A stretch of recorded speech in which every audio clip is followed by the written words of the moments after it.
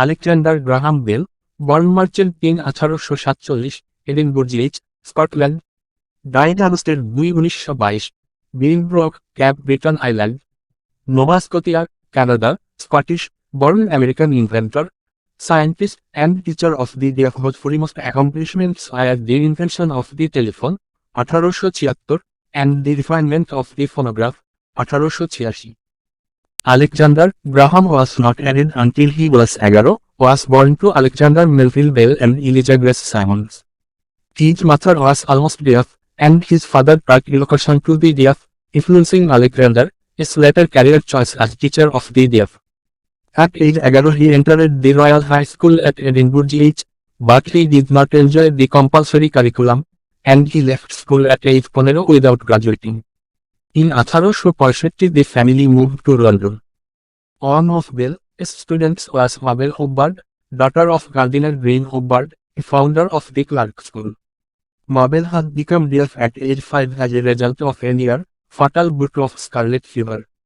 Bell began working with her in 1873, when she was 15 years old. Despite a 10-year age difference, they fell in love and were married on July 11, 1877. They had 4 children, Elsie 1878-1964, Marian 1880-1962, and 2 sons who died in infancy. While pursuing his teaching profession, Bell also began researching methods to transmit several telegraph messages simultaneously over a single wire, a major focus of telegraph innovation at the time and one that ultimately led to Bell's invention of the telephone. In 1868 Joseph Stiles had invented the duplex, a system that transmitted 2 messages simultaneously over a single wire. Inventors then sought methods that could send more than 4. Some, including Bell and his great rival Elisha Gray, developed designs capable of subdividing a telegraph line into those or more channels. These so-called harmonic telegraphs used arranged or tuning forks that responded to specific acoustic frequencies. They worked well in the laboratory but proved unreliable in service.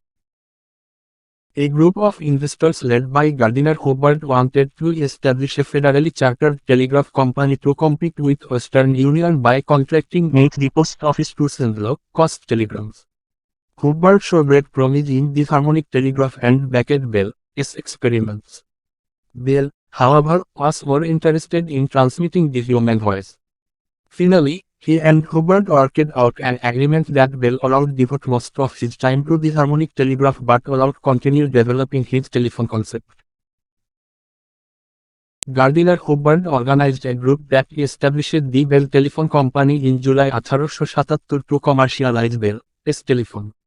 Bell was the company's technical advisor until he lost interest in telephony in the early 1880s. Although his invention rendered him independently wealthy, he sold off most of his stock holdings in the company early and did not profit as much as he might have had he retained his shares. Thus, by the mid 1880s his role in the telephone industry was marginal. Thanks for watching the full video.